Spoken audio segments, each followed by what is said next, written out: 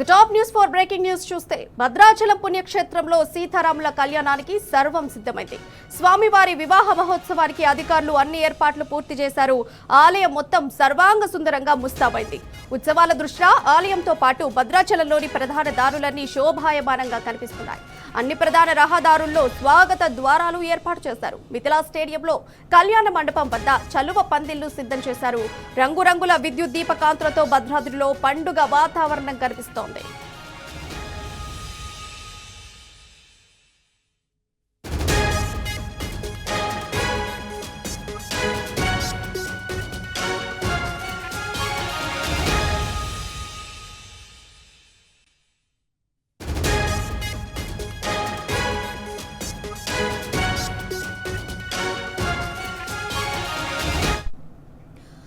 భద్రాచలం పుణ్యక్షేత్రంలో సీతారాముల కళ్యాణానికి సర్వం సిద్ధమైంది. స్వామివారి వివాహ మహోత్సవానికి అధికారులు అన్ని ఏర్పాట్లు పూర్తి చేశారు. ఆలయం మొత్తం సర్వాంగ సుందరంగా ముస్తాబైంది.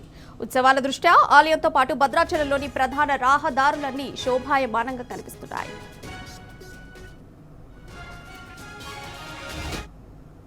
ఇక స్వామివారి కళ్యాణానికి సంబంధించి మరిన్ని అప్డేట్స్ మా ప్రతినిధి సాంబా ఫోన్ల ద్వారా అందిస్తారు. అయితే సాంబా, భద్రాచలంలో మహోత్సవానికి సంబంధించిన పూర్తి ఏర్పాట్లు ఎలా సాగుతున్నాయి? భద్రాచలం సీతారామచంద్ర స్వామి దేవస్థానంలో కళ్యాణ శోభ సంతరించుకుంది. మరి కాసేపట్లో స్వామివారి కళ్యాణ ఖర్చుకు సంబంధించినటువంటి తొలి కార్యక్రమం జరగబోతుంది. అమ్మవారిని శ్రీరామచంద్ర వారిని కూర్చోబెట్టి కాసేపట్లో ఎదుర్కోలోత్సవం నిర్వహించేందుకు ఆలయ వేద పండితులు, అర్చకులు, అధికారులు అన్ని ఏర్పాట్లు పూర్తి చేశారు. భద్రాచలం పట్టణం మొత్తం సర్వాంగ సుందరంగా ముస్తాబు చేసి శోభాయమానంగా అడుగడుగునా కూడా వ్యక్తి ప్రపత్తులు విరజిల్లేలాగా ఏర్పాట్లు చేశారు. ముఖ్యంగా మిథిలా స్టేడియంలో చలువ పందిలను ఏర్పాటు చేసి పెట్టినటువంటి పరిస్థితులు ఉన్నాయి. ఇక్కడికి వచ్చేటువంటి భక్తులందరి కోసము ఏర్పాట్లను ఘనంగా చేశారు.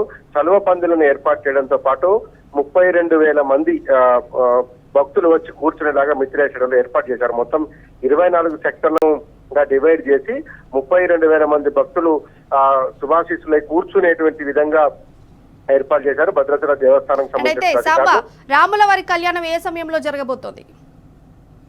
రాముల వారి కళ్యాణం రేపు మధ్యాహ్నం అభిజిత్ లగ్నంలో కరెక్ట్ గా 12 గంటల సమయంలో జరుగుతుంది. ఉదయం 10 గంటల సమయానికి స్వామివారిని, అమ్మవారిని కళ్యాణ వేదిక వద్దకు తీసుకొస్తారు. అక్కడ నుంచి కార్యక్రమం కొనసాగుతుంది.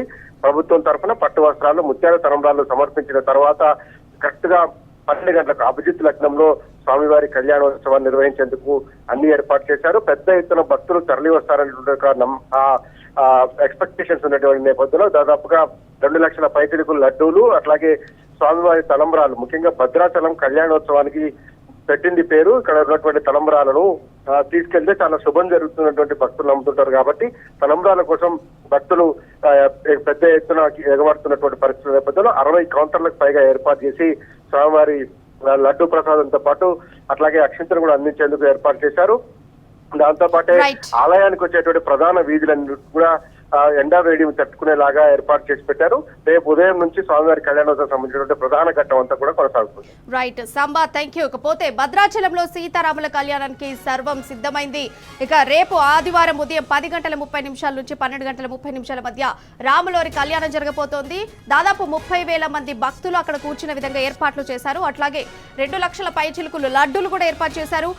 భద్రాచలంలో తలంబ్రాలు ఫేమస్ కాబట్టి తలంబ్రాల కోసం 60 కౌంటర్లకు పైగా కౌంటర్లను ఏర్పాటు చేసి భక్తులకు తలంబ్రాలు ఇచ్చే అవకాశం ఏర్పాటు చేశారు.